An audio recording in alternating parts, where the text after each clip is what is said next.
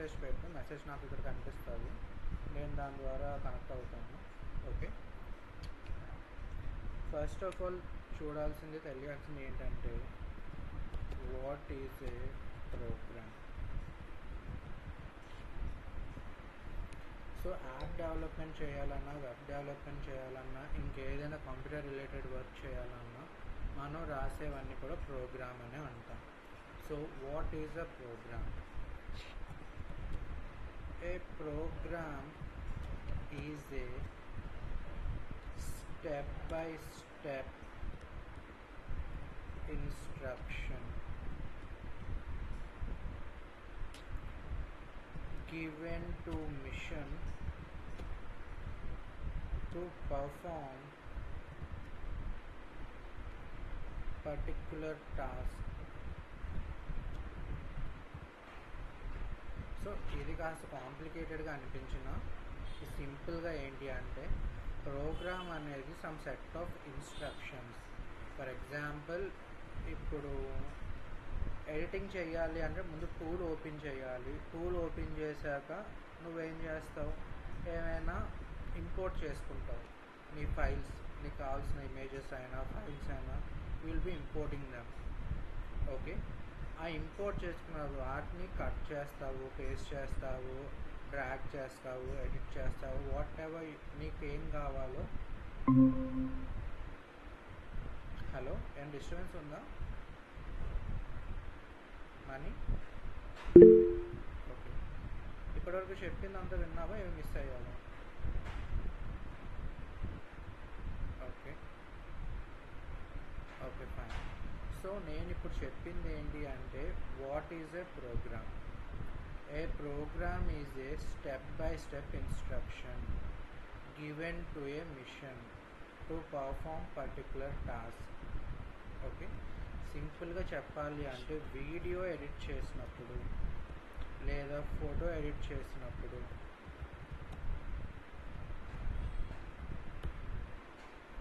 Video edit లేదా photo edit చేసినప్పుడు first నువ్వు టూల్ ఓపెన్ చేస్తావు. ఇది ఫస్ట్ స్టెప్. సెకండ్ స్టెప్ ఏంటి, మీడియా ఫైల్స్ని ఇంపోర్ట్ చేసుకుంటావు. థర్డ్ స్టెప్, ఎడిటింగ్ స్టార్ట్ చేస్తావు. ఎడిటింగ్ అయిపోయిన తర్వాత ఫోర్త్ స్టెప్, ఎక్స్పోర్ట్ చేస్తావు. ఇవే కదా నువ్వు ఫాలో అయ్యే స్టెప్స్. ఇంకేమైనా ఫాలో అవుతున్నావు? మ్యాక్సిమం ఇవే కదా, ఏ టూల్ వాడిని. ఓకే యా, సో ఇలాగ నువ్వు ఎలాగైతే ఎడిట్ చేయడానికి కోసం స్టెప్స్ యూజ్ చేస్తున్నావు, సేమ్ అలాగే ప్రోగ్రామ్ అన్నది స్టెప్ బై స్టెప్ ఇన్స్ట్రక్షన్స్ ఇస్తుంది. ఏదైనా మిషన్కి, అది కంప్యూటర్ అవ్వచ్చు, ఫోన్ అవ్వచ్చు, లేదా టీవీ అవ్వచ్చు, ఏదైనా సరే ఏం చేయాలి అన్న టాస్క్ మనమే చెప్తాము, అండ్ అది ఒక ప్రోగ్రామ్తో చెప్తాం. సో దాన్నే, ఆ స్టెప్ బై స్టెప్ ఇన్స్ట్రక్షన్స్నే మనం ప్రోగ్రామ్ అంటాము. ఇది క్లియరా? ఏమైనా కన్ఫ్యూజన్ ఉందా? ప్రోగ్రామ్ అంటే ఏంటో క్లియర్గా ఉందా? ఓకే, సో అయితే ఈ ప్రోగ్రామ్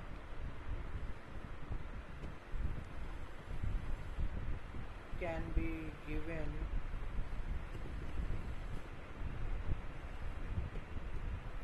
using different languages.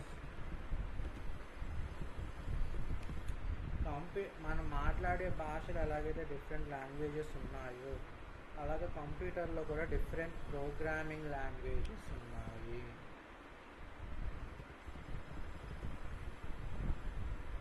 వాటిలో కొన్ని మనం ఆల్రెడీ ఇంతకుముందు HTML చూసాము, JavaScript, Java, C language, Python, ఇలాగ చాలా లాంగ్వేజెస్ ఉన్నాయి. ఓకే, ఒక్కొక్క లాంగ్వేజ్కి ఒక్కొక్క రకంగా, ఎలాగైతే ఒక్కొక్క లాంగ్వేజ్కి ఒక్కొక్క వర్డ్స్, ఒక్కొక్క మీనింగ్, ఒక్కొక్క టర్మినాలజీ ఉంటుందో, ఇక్కడ ఒక్కొక్క లాంగ్వేజ్కి ప్రోగ్రామ్ రాయడానికి ఒక్కొక్క వే ఉంటుంది. ఓకేనా? ఇప్పుడు మనం చూడబోయే ప్రోగ్రామ్స్ ఏంటివి అంటే డాట్ అనే ప్రోగ్రామింగ్ లాంగ్వేజ్ యూజ్ చేసుకొని మనం యాప్స్ తయారు చేస్తాము. క్లియరా? ఏమైనా కన్ఫ్యూజన్ ఉందా? ఇప్పుడు నువ్వేం నేర్చుకోబోతున్నావు అన్నది.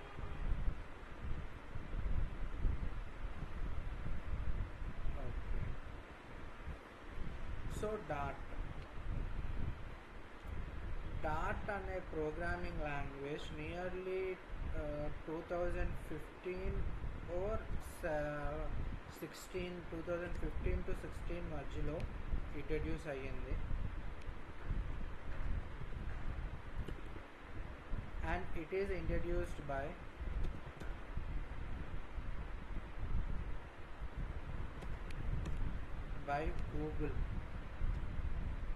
గూగుల్ వాడు ఇంట్రడ్యూస్ చేశాడు. ఎందుకు అంటే Flutter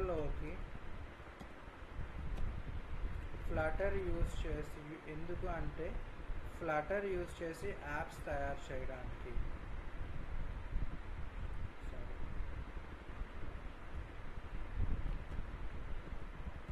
to build apps using Flutter. So Flutter అన్నది ఒక ఫ్రేమ్వర్క్.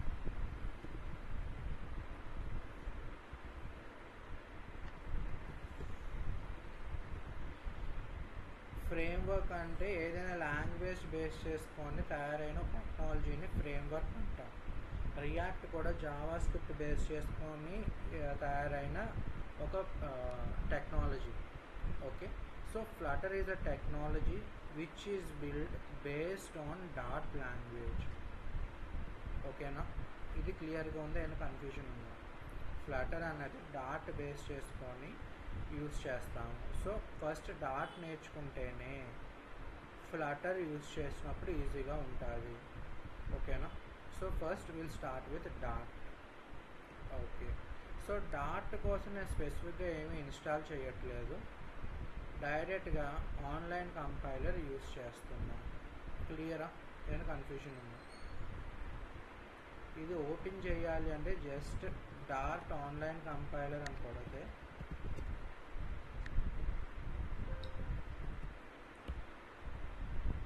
ఇలా డాట్ ఆన్లైన్ కంపైలర్ వస్తుంది.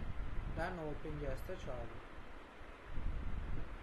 ఓకే, సో ఇందులో చూస్తే డాట్ లాంగ్వేజ్లో మనం ఓపెన్ చేయగానే ఫస్ట్ ఒక ఫంక్షన్ ఉంటుంది, అది void main.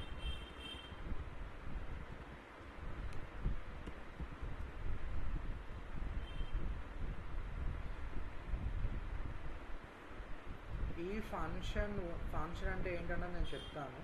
For now just విను.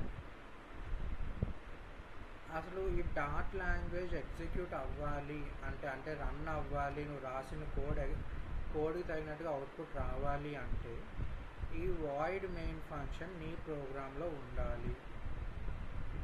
ఎంటైర్ ప్రోగ్రాంలో ఒక్క వాయిడ్ మెయిన్ ఫంక్షన్ అయినా ఉంటేనే అది రన్ అవుతుంది. క్లియరా? ఏమైనా కన్ఫ్యూజన్ ఉందా?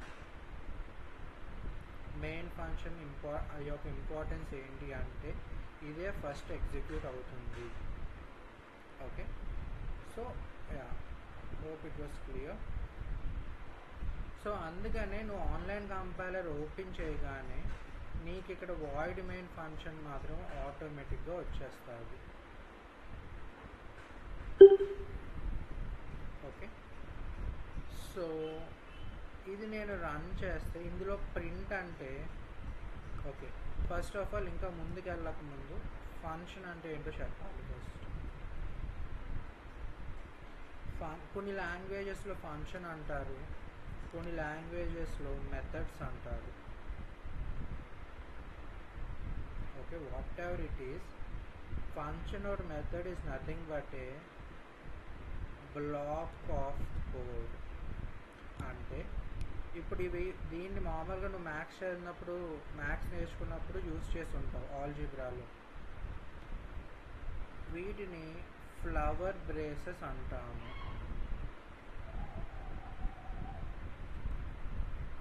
ఓకే, ఈ ఫ్లవర్ బ్రేసెస్ని ప్రోగ్రాంలో ఒక బ్లాక్ అని అంటాం. సో నువ్వు దీంట్లో ఏదైనా కోడ్ ఇస్తే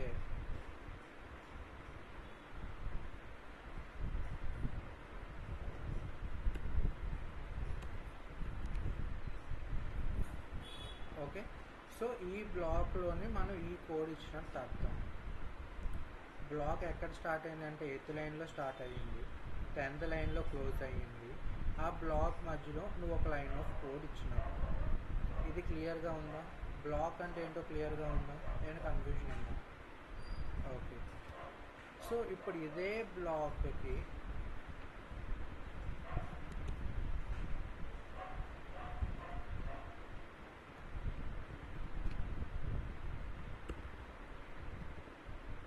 ఏ block of code with some naming అంటే ఇప్పుడు ఇక్కడ బ్లాక్ ఉన్నది, ఈ బ్లాక్కి మెయిన్ అనే ఒక నేమ్ ఇచ్చాము. ఓకే, దీన్ని పారాంథసిస్ అంటాం. ఓకే, ఈ ఏటివైతే బ్రేసెస్ ఇలా ఉన్నాయో దీన్ని పారాంథసిస్ అంటాం ప్రోగ్రాంలో. ఓకేనా? So parenthesis and name, main అన్నది నేమ్. ఇలాగ ఒక బ్లాక్ ఆఫ్ కోడ్కి నేమ్ అండ్ పారాంథసిస్ ఇస్తే దాన్ని ఫంక్షన్ అంటాము. క్లియరా? ఏమైనా కన్ఫ్యూజన్ ఉందా? Okay.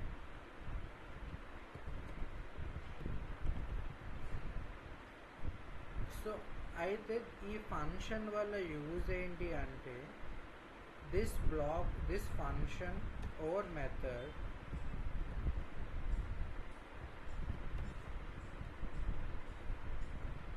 can be used again and again. Join out now.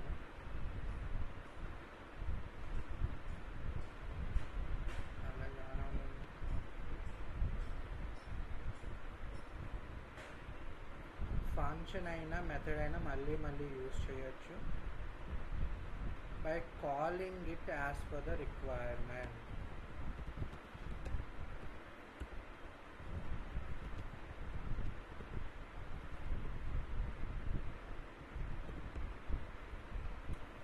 ఇది క్లియరా? కాలింగ్ ఇట్ ఇది నేను తర్వాత ఎక్స్ప్లెయిన్ చేస్తాను. ఫర్ నౌ బ్లాక్ ఆఫ్ కోడ్ని ఫంక్షన్ అంటారని, దానికి నేమ్ ఇస్తామని, పారాంథసిస్ ఇస్తామని క్లియర్గా ఉంది కదా? ఏమైనా కన్ఫ్యూజన్ ఉంది? యూజ్ ఏంటి అంటే ఆ ఫంక్షన్ లేదా మెథడ్ని ఎప్పుడు కావాలంటే అప్పుడు మళ్ళీ యూజ్ చేయొచ్చు. అది ఎలాగా ఏంటన్నది నేను చెప్తాను. ఓకే. సో అయితే ఈ ఫంక్షన్స్ 2 టైప్స్ ఉంటాయి. Functions are of 2 types. ఒకటి బిల్ట్ ఇన్ ఫంక్షన్, సెకండ్ ఇది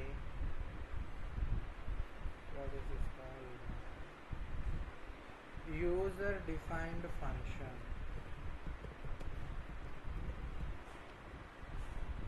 Functions are of 2 types. One is built-in function, the other one is user defined function. So built-in function అంటే ఆల్రెడీ ప్రోగ్రాంలో ఉంటాయి, existing in the language. ఆ ఉన్నదాన్నే మనం use చేసుకుంటాము. For example ఇక్కడ print అని ఉన్నది కదా, ఇది డాట్ లాంగ్వేజ్లో ఆల్రెడీ ఉన్న ఒక ఫంక్షనే. ఓకేనా? We're just using that print. ఈ ప్రింట్ యూజ్ చేయడం వల్ల ఏదైతే ప్రింట్ లోపల వితిన్ డబల్ కోట్స్లో ఇచ్చామో, పారాంథసిస్లో ఇచ్చామో అవి డిస్ప్లే అవుతాయి. ఓకే, ఈ లోపల ఏదైతే స్టార్ట్ స్మాల్ షిప్ సంథింగ్ అని ఉందో అది ఇక్కడ అవుట్పుట్లో డిస్ప్లే అవుతుంది. ఓకేనా? సో ఇలాగ కొన్ని ఫంక్షన్స్ ఇన్బిల్ట్గా ఉంటాయి, వాటిని యూజ్ చేసుకుంటాం. ఆ ఫంక్షన్స్నే బిల్ట్ ఇన్ ఫంక్షన్స్ అంటాము. క్లియర్ కదా? ఏమైనా కన్ఫ్యూజన్ ఉంది? ఓకే. యూజర్ డిఫైన్డ్ ఫంక్షన్స్ అంటే యూజర్ ప్రోగ్రామ్ రాసినప్పుడు క్రియేట్ చేసే ఫంక్షన్స్ని యూజర్ డిఫైన్డ్ ఫంక్షన్స్ అంటాము. అంటే ప్రోగ్రామ్ నేను కానీ నువ్వు కానీ ఏదైనా కొత్త ఫంక్షన్ క్రియేట్ చేసుకుంటే దాన్ని యూజర్ డిఫైన్డ్ ఫంక్షన్ అంటాం.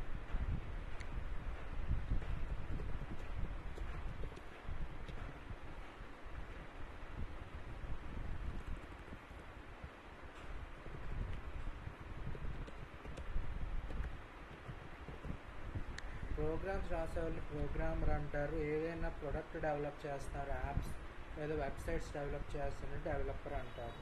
So functions created by a developer are called developer or programmer are called user defined functions and functions that are existing in a language are called built-in functions. ఇది clear అనుకుంటా. So ఇప్పుడు ఇక్కడ చూస్తే void mean అని ఒక function ఉంది. Void ఏంటన్నది మీకు తర్వాత తెలుస్తుంది, పోను చూసే టాపిక్స్లో తెలుస్తుంది. For now just listen. So okay, ఒక ఫంక్షన్ ఉన్నది, ఎగ్జిక్యూట్ చేస్తే బై డిఫాల్ట్ మెయిన్ ఫంక్షన్ ఏమవుతుందంటే by default main function call అవుతుంది. అందుకనే మెయిన్ ఫంక్షన్ లోపల ఉన్నది ఎగ్జిక్యూట్ అవుతుంది. ఫర్ ఎగ్జాంపుల్ ఇప్పుడు ఇదే స్టేట్మెంట్ నేను కిందన ఇస్తాను, రన్ చేస్తాను, ఏమవుతుంది? మెయిన్ ఫంక్షన్లో లేదు, బయట ఉన్నది కాబట్టి నాకు ఇక్కడ ఎర్రర్ వస్తుంది. మెయిన్ ఫంక్షన్లో ఉన్నదైతే ఓన్లీ మెయిన్ ఫంక్షన్లో ఉంటే నాకేం ఎర్రర్ రాలేదు. క్లియర్గా ఉందా? ఏమైనా కన్ఫ్యూజన్ ఉందా?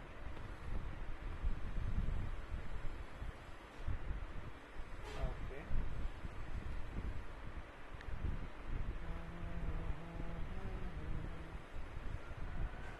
ఇప్పుడు నేను మొత్తానికి అసలు వాయిడ్ మెయినే లేకుండా తీసేస్తున్నా.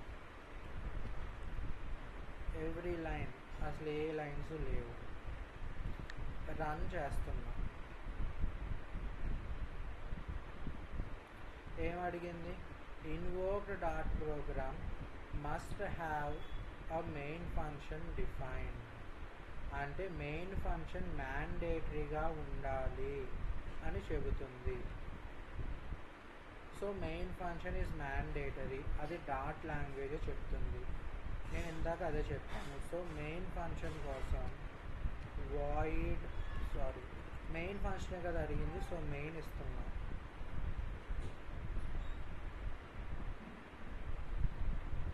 సో మెయిన్ లోపల ప్రింట్ చేస్తున్నాను.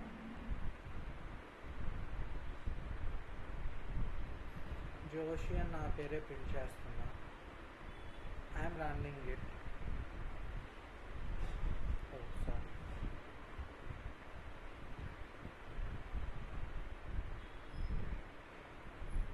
నాకు ప్రింట్ అయ్యింది.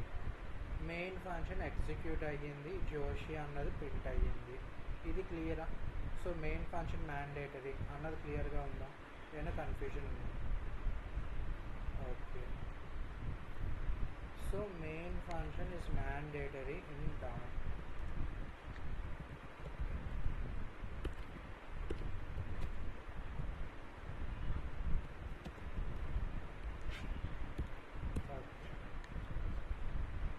So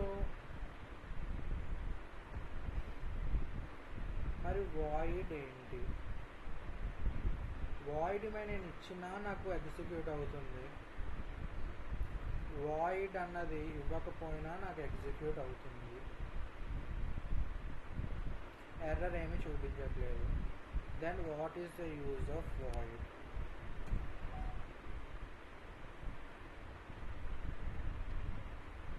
void is a return type. Return type అంటే ఏంటి అన్నది ఇన్ ఫ్యూచర్ చూస్తాము. జస్ట్ ఫర్ నౌ వాయిడ్ ఎందుకు వచ్చిన క్వశ్చన్ ఉంటుంది కదా. Void is a return type అంటే ఎటువంటి డేటా టైప్తో సంబంధం లేదు అని అర్థం. డేటా టైప్ అంటే ఏంటన్నది చూస్తాము ఇన్ కమింగ్ డేస్, మనం చూస్తాం. Okay, so void present void ఉన్నా లేకపోయినా నీకు ఏ ప్రాబ్లం లేదు, ఎగ్జిక్యూట్ అవుతుంది. ఇదైతే క్లారిటీగా ఉన్నదని అనుకుంటున్నాను. Okay okay, so print function అన్నది నీకు ఏం కావాలంటే అది ప్రింట్ చేస్తుంది. ఓకే, ఇప్పుడు నేను ఏదైనా డేటా స్టోర్ చేయాలి. ఫర్ ఎగ్జాంపుల్, నువ్వు ఏదైనా రిజిస్ట్రేషన్ ఫామ్ అయినా లేదంటే ఏదైనా సైన్ ఇన్ ఫామ్ అయినా ఫిల్ చేసే ఉంటావు. ఇప్పటి వరకు ఫిల్ చేసినప్పుడు ఫస్ట్ నేమ్ ఇస్తావు, లేదా ఈమెయిల్ ఇస్తావు, పాస్వర్డ్ ఇస్తావు. ఆ ఈమెయిల్ పాస్వర్డ్ ఎక్కడైనా స్టోర్ అయితేనే, somewhere this email and password need to be stored. Store అయితేనే కదా నువ్వు లాగిన్ అవ్వగలవు. నువ్వు ఎంటర్ చేసి సబ్మిట్ నొక్కుతున్నావు, ఫేస్బుక్ లేదా ఇన్స్టాగ్రామ్లో లేదా నీ వాట్సాప్కి లాగిన్ అవుతున్నావు, నీ ఫోన్ నెంబర్ ఇస్తున్నావు. ఫోన్ నెంబర్ బేస్ చేసుకొని నీ ప్రీవియస్ చాట్ అంతా కూడా వాట్సాప్ తీసుకొస్తుంది. నీ ఈమెయిల్ బేస్ చేసుకొని నీ ప్రొఫైల్ మొత్తాన్ని ఇన్స్టాగ్రామ్లోని ఇంకా ఫేస్బుక్లోని ఫెచ్ చేస్తుంది. ఎప్పుడైనా గమనించావా నువ్వు లాగిన్ అయినప్పుడు ఓన్లీ నీ ప్రొఫైల్ ఎందుకు వస్తుంది అని క్వశ్చన్ ఎప్పుడైనా చేసుకున్నావా?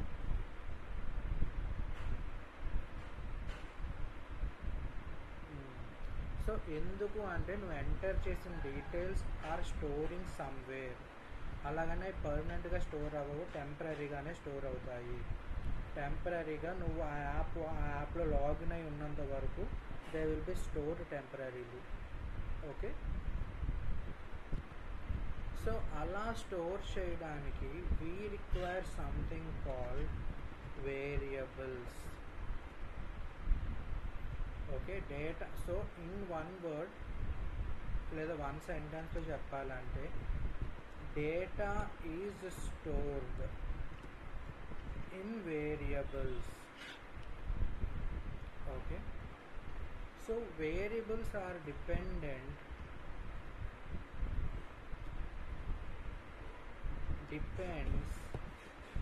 on data type. Variables depends on data type. Okay, ఇప్పుడు నీ నేమ్ ఉందనుకో, నీ నేమ్ మణికంఠ, ఇది ఒక వర్డ్. తర్వాత నీ ఏజ్ ఉందనుకో, సమ్ 26 years నీది, ఇదేంటి ఒక నంబర్. ఓకే, ఇప్పుడు నీ శాలరీ ఉందనుకో 10,000.00. ఇప్పుడు ఇదేంటి, ఇది ఒక వర్డ్, జస్ట్ నీ నేమే. దాన్ని నార్మల్గా చూసుకుంటే ఇది ఇంగ్లీష్లో ఒక వర్డ్, ఇది నంబర్స్లో ఒక నంబర్, ఇది నంబర్స్లో ఒక డెసిమల్ నంబర్. డిఫరెన్స్ క్లియర్గా ఉందా, ఏమైనా కన్ఫ్యూజన్ ఉందా? ఓకే, సో ఇలాంటి వర్డ్స్ లేదా స్టేట్మెంట్స్ ఏంటివైనా ఉంటే దాన్ని ప్రోగ్రాంలో స్ట్రింగ్ అని అంటాము. ఇది క్లియరా, ఏమైనా కన్ఫ్యూజన్ ఉందా? ఇక్కడ నేను జోషి అని ఇచ్చాను, అది స్ట్రింగే. ఇందాక ఒక పెద్ద వర్డ్ ఉన్నది ఇక్కడ, స్టార్ట్ స్మాల్ షిప్ సంథింగ్ అని ఉన్నది, ఇది కూడా స్ట్రింగే. ఎందుకంటే ఇది ఒక సెంటెన్స్ లాంటి, ఇది ఒక సెంటెన్సే, దీన్ని కూడా స్ట్రింగ్ అనే అంటాము. క్లియర్ కదా? అయితే ఈ స్ట్రింగ్ డబల్ కోట్స్ మధ్యన ఇస్తాము. ఇక్కడ కూడా డబల్ కోట్స్ మధ్యనే ఇచ్చాము. ఇలాగ డబల్ కోట్స్ మధ్యన మాత్రమే స్ట్రింగ్ని ఇవ్వాలి. క్లియర్గా ఉందా, ఏమైనా కన్ఫ్యూజన్ ఉందా? ఓకే, ఇలాగా ఎటువంటి డెసిమల్ పాయింట్ లేకుండా ఉన్న నెంబర్ని ఇంటీజర్ అంటాం. నువ్వు మ్యాథ్స్లో నేర్చుకుని ఉంటావు, గుర్తుందో లేదో, integers are neither positive numbers nor negative numbers అని. ఒక నెంబర్ లైన్ మీద ఉండే నెంబర్స్ అన్నీ కూడా ఇంటీజర్స్లోకే వస్తాయి. All positive numbers and all negative numbers including zero are called integer numbers. క్లియరా? ఏమైనా కన్ఫ్యూజన్ ఉందా? సో దీన్ని యూజ్ చేసినప్పుడు ఇంట్ అని యూజ్ చేస్తాము. ఓకే, నువ్వు జీరో నుండి నెగిటివ్ వాల్యూ నుండి జీరోకి, జీరో నుండి పాజిటివ్ వాల్యూస్కి ఏ వాల్యూ అయినా ఇవ్వచ్చు, and that comes in to integer. ఓకేనా? అది ఎలాగ ఇవ్వాలి ఏంటన్నది కూడా చెప్తాను. ఓకే, రైట్ నౌ ఇది డిఫరెంట్ డేటాని ఎలా లింక్ చేయాలని మాత్రమే చెప్తున్నాను. ఇది వచ్చేసరికి ఇది నంబరే, కాకపోతే నంబర్స్లోని డెసిమల్ నంబర్ ఇది. సో డెసిమల్కి 2 రకాలు ఉంటాయి, ఫ్లోట్ ఒకటి, డబల్ ఒకటి. ఓకే, ఫ్లోట్ అంటే ఏదైనా ఒక నెంబర్ ఇచ్చిన తర్వాత జస్ట్ ఒక్క డిజిట్ ఉంటే, డెసిమల్ తర్వాత ఒక్క డిజిట్ మాత్రమే ఉంటే దాన్ని ఫ్లోట్ అంటాము. అదే డెసిమల్ తర్వాత 2 డిజిట్లు ఉంటే దాన్ని డబల్ అంటాము. క్లియరా? ఏమైనా కన్ఫ్యూజన్ ఉందా? సో ఇవి some basic data types. Okay, ఇంకా ముందుకెళ్ళే కొద్దీ పెద్దవి చూస్తాము. ఫర్ నౌ ఇవి చాలు. ఓకే, సో ఎలా ఇవ్వాలి ఇప్పుడు ఈ డేటా టైప్స్ని, వేరియబుల్స్ని ఎట్ ఏ టైం యూజ్ చేస్తాము. ఓకే, అది ఎలాగా అంటే ఫస్ట్ డేటా టైప్ ఇస్తాం, స్ట్రింగ్. తర్వాత వేరియబుల్, సింపుల్గా ఒక సింటాక్స్ చెప్తాను. ఫస్ట్ డేటా టైప్ స్పేస్ ఇచ్చి వేరియబుల్ నేమ్,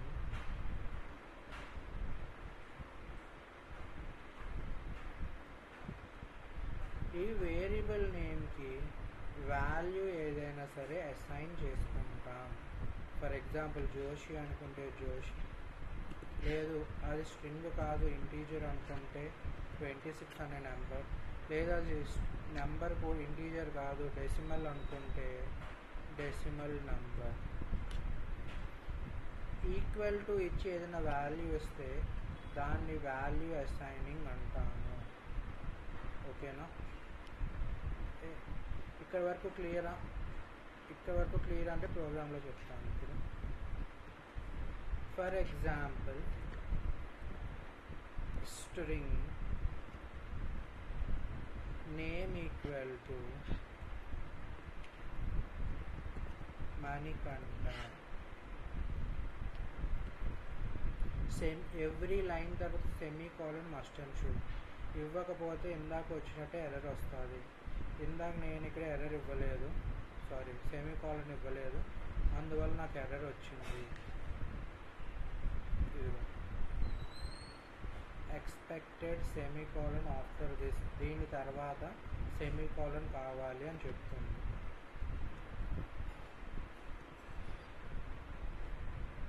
ఇప్పుడు ఏ ఎర్రర్ లేకుండా అవుట్పుట్ అయితే ఇచ్చింది. ఓకే, సో ఇప్పుడు నేను ఇంటీజర్స్ కూడా ఇవ్వాలి అనుకుంటున్నా. In age equal to 26, double salary equal to 10,000.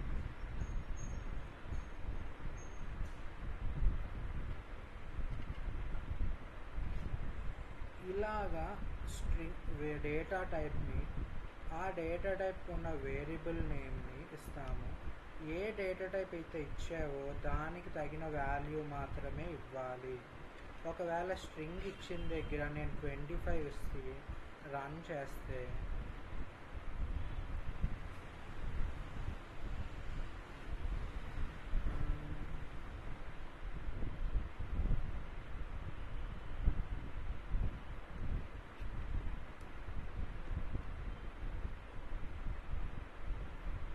ఇదిగో ఈ ఎర్రర్స్ అనేది వదిలే, ఇది తర్వాత చూద్దాం. ఫస్ట్ అయితే ఇది నేను చూపించాలనుకుంది. ఓకే, ఇంట్ type cannot be assigned to variable string type, variable type of string అంటే నేమ్ అనే వేరియబుల్కి నువ్వు స్ట్రింగ్ టైప్ ఇచ్చావు, కానీ అసైన్ చేస్తున్న వాల్యూ మాత్రం ఇంటీజర్ టైప్ ఆఫ్ వాల్యూని అసైన్ చేస్తున్నావు అని చెబుతుంది. క్లియర్గా ఉందా, ఏమైనా కన్ఫ్యూజన్ ఉందా? ఓకే, సో ఇక్కడ కరెక్ట్గా నేమ్ అసైన్ కరెక్ట్గా స్ట్రింగ్ అసైన్ చేస్తాయని అది యాక్సెప్ట్ చేస్తుంది. ఇక్కడ కూడా సేమ్ అంతే.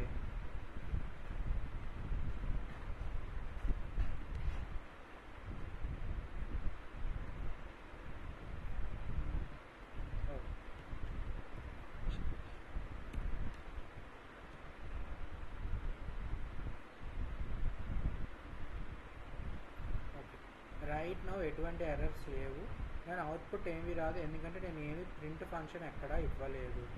ప్రింట్ ఫంక్షన్ ఇస్తేనే నాకు అవుట్పుట్ వస్తుంది. బిఫోర్ నేను ప్రింట్ ఫంక్షన్ యూజ్ చేసే ముందు ఎలా డేటా టైప్ ఎలాగ ఇవ్వాలి, వేరియబుల్ నేమ్ ఎలాగ ఇవ్వాలి, వాల్యూస్ ఎలాగ అసైన్ చేయాలి, ఈ పార్ట్ క్లియర్గా ఉందా, ఏమైనా కన్ఫ్యూజన్ ఉందా? మళ్ళీ అడుగుతాను, ఎందుకంటే ఇది చాలా బేసిక్ థింగ్. ఇది వస్తేనే ముందుకు వెళ్ళగలం. యాప్ చేయాలంటే ఈ బేసిక్ థింగ్ రావాలి. ఓకే, నెక్స్ట్ థింగ్, ఇప్పుడు ఈ కాన్సెప్ట్ని వేరియబుల్ డిక్లరేషన్ అంటాము.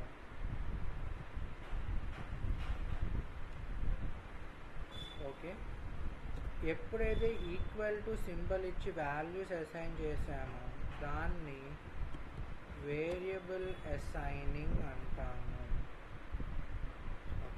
నెక్స్ట్ టైం నుండి నేను ఎప్పుడైనా చెప్పినప్పుడు వేరియబుల్ డిక్లేర్ చేయి, దానికి వాల్యూ అసైన్ చెయ్యి అనే చెప్తాను. నీకు అర్థం అవ్వాలి, వేరియబుల్ డిక్లేర్ చేయడం అంటే డేటా టైపు వేరియబుల్ నేమ్ ఇవ్వాలి, వాల్యూ అసైన్ చేయడం అంటే డేటా టైప్ తగినట్టు ఏదో ఒక వాల్యూని అసైన్ చేయాలి. క్లియరా, ఏమైనా కన్ఫ్యూజన్ ఉందా?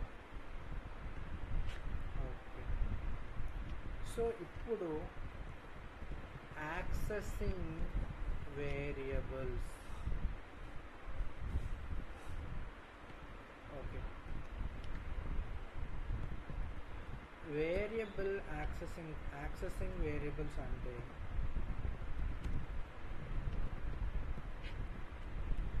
using the declared variables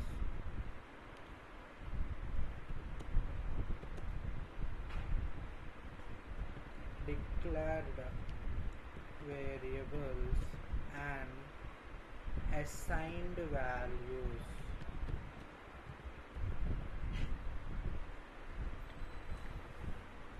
Using the declared variables and assigned values.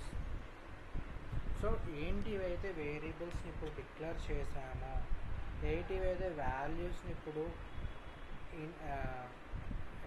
Assign చేసామో వీటిని మనం యూజ్ చేసుకోవాలి. దానినే యాక్సెసింగ్ వేరియబుల్స్ అంటాము. ఓకే, సో యాక్సెస్ చేయడానికి డైరెక్ట్గా వేరియబుల్ నేమ్ని యూజ్ చేయొచ్చు.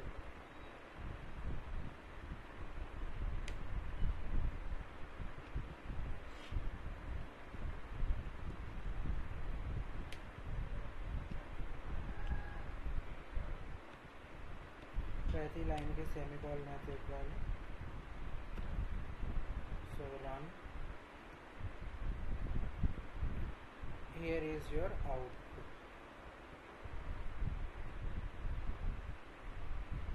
క్లియర్గా ఉంది కదా, ఏమైనా కన్ఫ్యూజన్ ఉంది? యాక్సెసింగ్ వేరియబుల్స్ అంటే ఏంటి, ఏం చేయాలన్నది. ఓకే, సో నెక్స్ట్ థింగ్, ఇంకొక టైప్ కూడా ఉంటుంది, బూలియన్.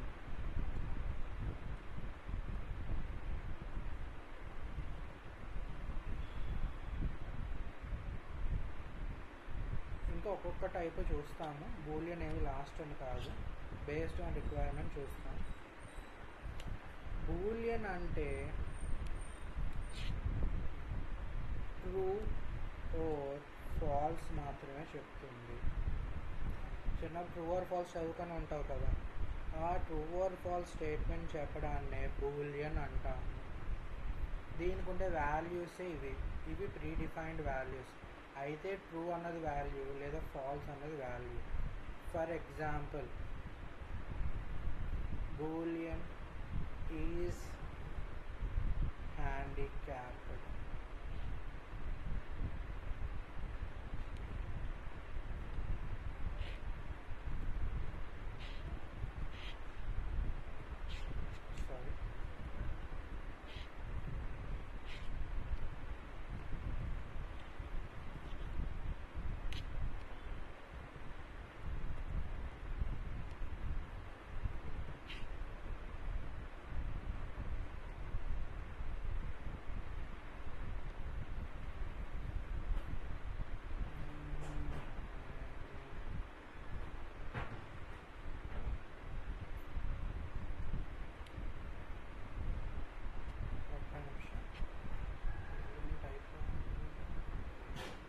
సారీ, ఒక్క నిమిషం అప్డేట్ వచ్చిందని చూస్తున్నాను. జస్ట్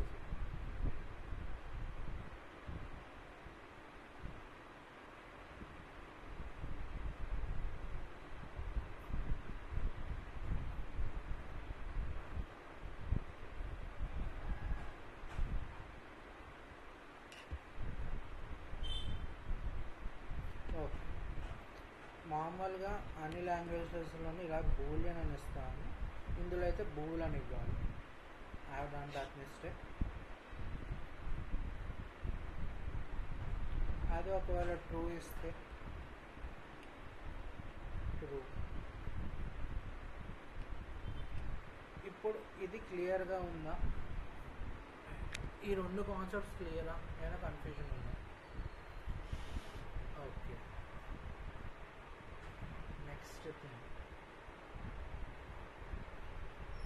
నెక్స్ట్ తెలియాల్సింది ఆపరేటర్స్. సో ఫస్ట్ వచ్చేవి అర్థమెటిక్ ఆపరేటర్స్.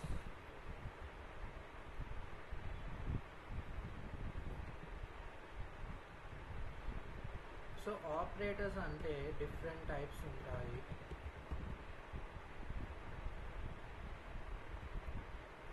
వాటిలో ఫస్ట్ వచ్చేది అర్థమెటిక్ ఆపరేటర్స్.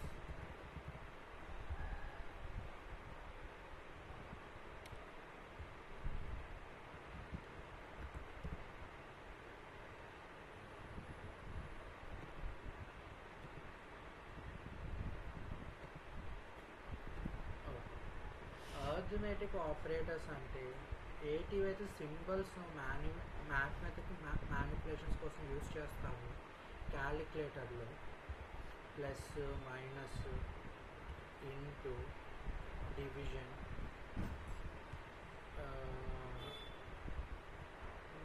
దీని మోడ్ అంటాము. ఒక్క నిమిషం. హలో, స్క్రీన్ పోయింది. స్క్రీన్ కనిపిస్తుందా? నాకు స్క్రీన్ షేరింగ్లోనే ఉంది.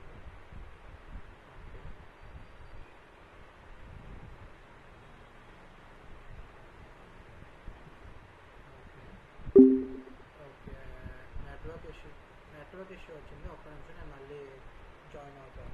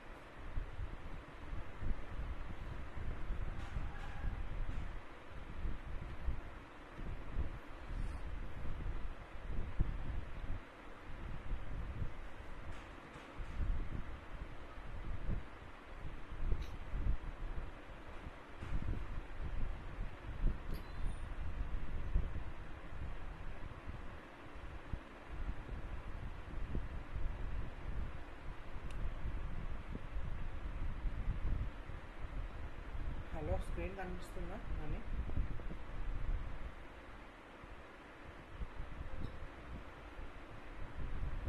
Hello, okay.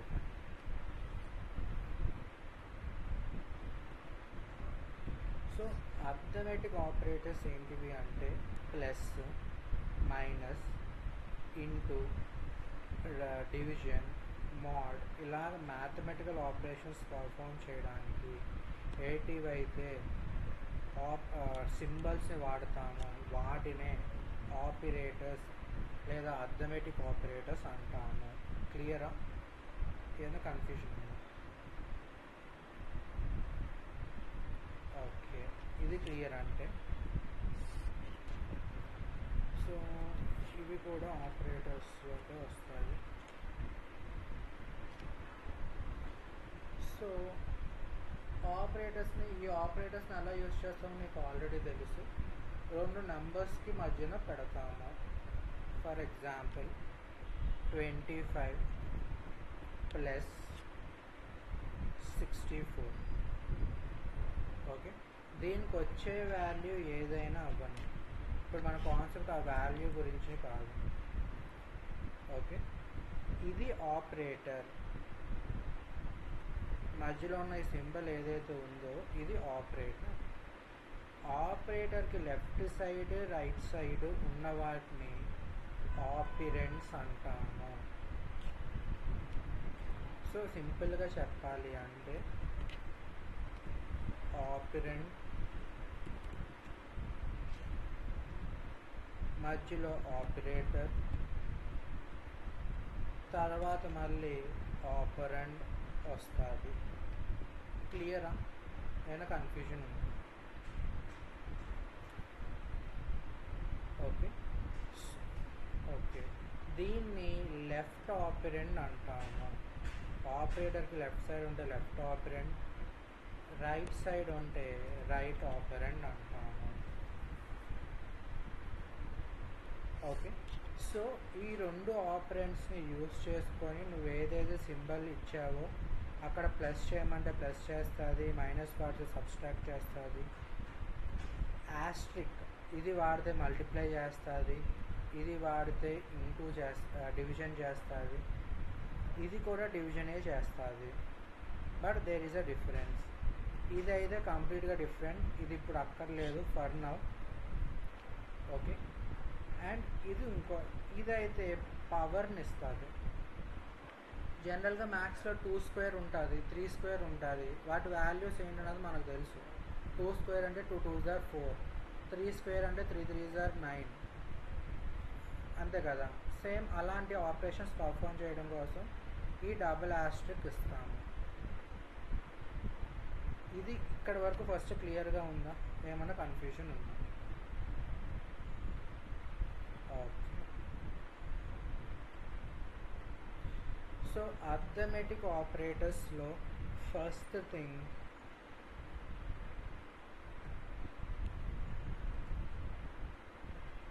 int a equal to 10,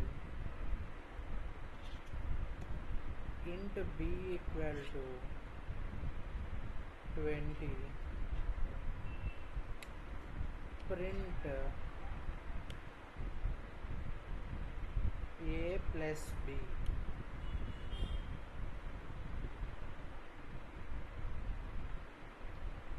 run చేస్తున్నా, సారీ సెమికాలన్ ఇవ్వలేదు అందుకని ఎర్రర్ వస్తుంది.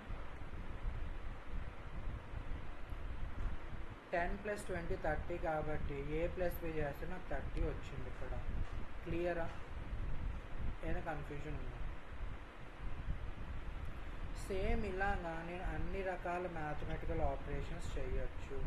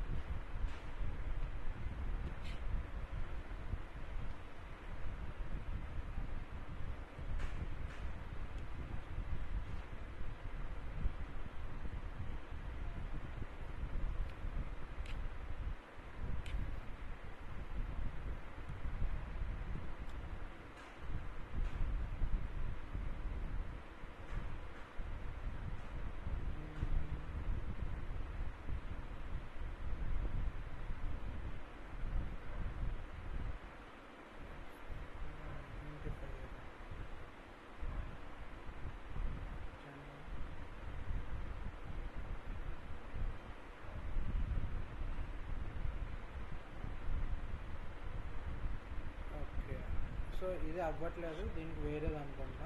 జస్ట్ సెకండ్, ఒక్కసారి చూస్తాను.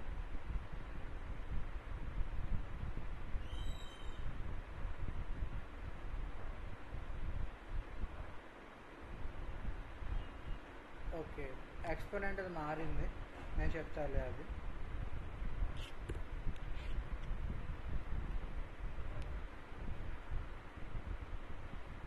సో ఓకే, ఇప్పుడు ఇక్కడ వరకు చూసుకుంటే ఏ ఈక్వల్ టు 10 ఇచ్చాను, బి ఈక్వల్ టు 20 ఇచ్చాను.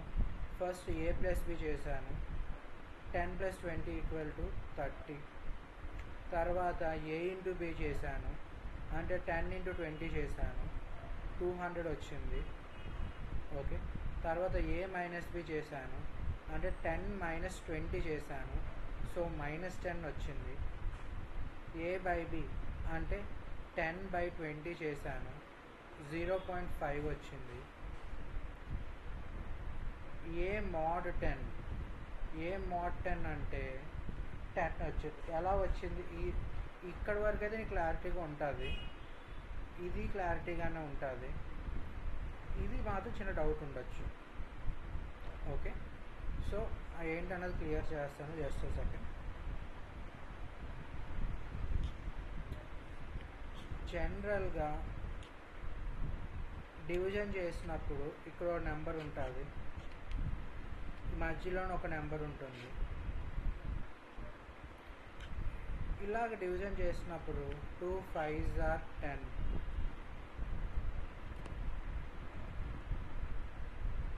అది మైనస్ చేస్తూ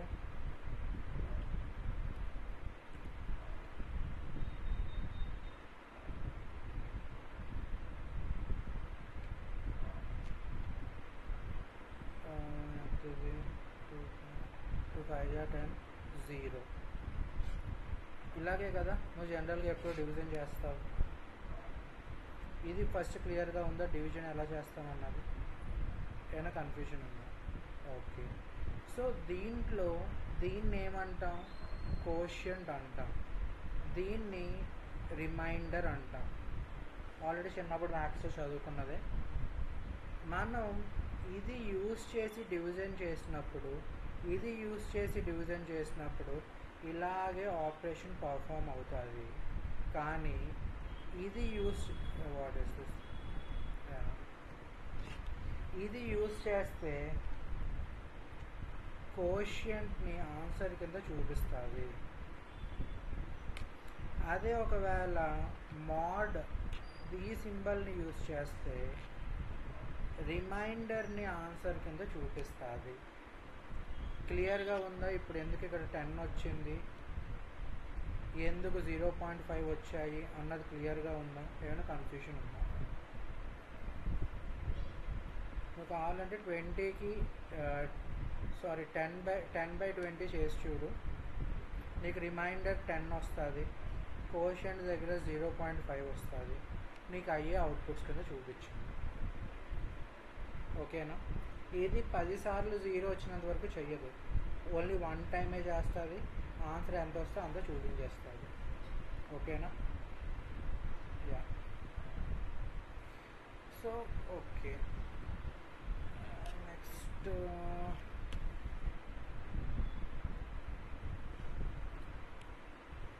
ఓకే, ఆపరేషన్స్ ఇలాగే చెయ్యాలా? నేను ఇప్పుడు ఇంటూ మల్లని ఇచ్చి ఏ ఇంటూ బి చేస్తున్నా.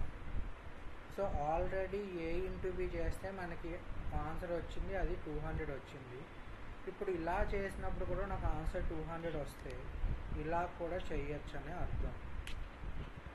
మళ్ళీ అంటే nothing but multiplication. Just run this. 200 is our latest answer. So ఇలా కూడా మనం మ్యాథమెటికల్ మ్యానిపులేషన్స్ చెయ్యొచ్చు. ఇలాగే డైరెక్ట్గా చేయాలని రూల్ ఏమీ లేదు. క్లియరా? నేను కన్ఫ్యూజన్ ఉన్నా. సో ఇవన్నీ నువ్వు ఇలా కూడా ట్రై చేసి చూడు ఒకసారి. నెక్స్ట్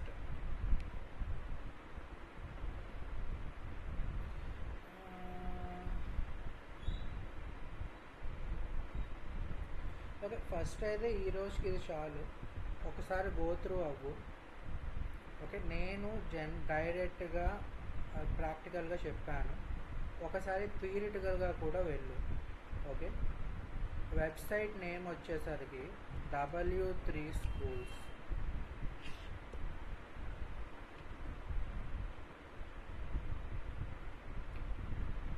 ఇందులో డాట్ కూడా ఉంటుంది, just type for it.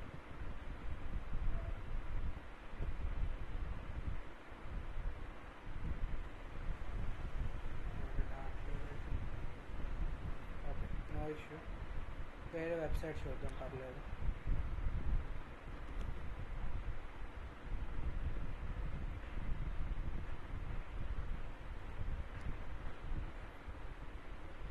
Tutorials పాయింట్లో డాట్ ఉంది. ఓకే, డాట్ ప్రోగ్రామింగ్ ఇది ఏంటి అంటే ఎన్విరాన్మెంట్ని ఎలా చేసుకోవాలి ఏంటన్నది. ఇదైతే రైట్ నో అక్కర్లేదు, డైరెక్ట్గా డాట్ ప్రోగ్రామింగ్ సింటాక్స్కి వెళ్ళిపోవచ్చు.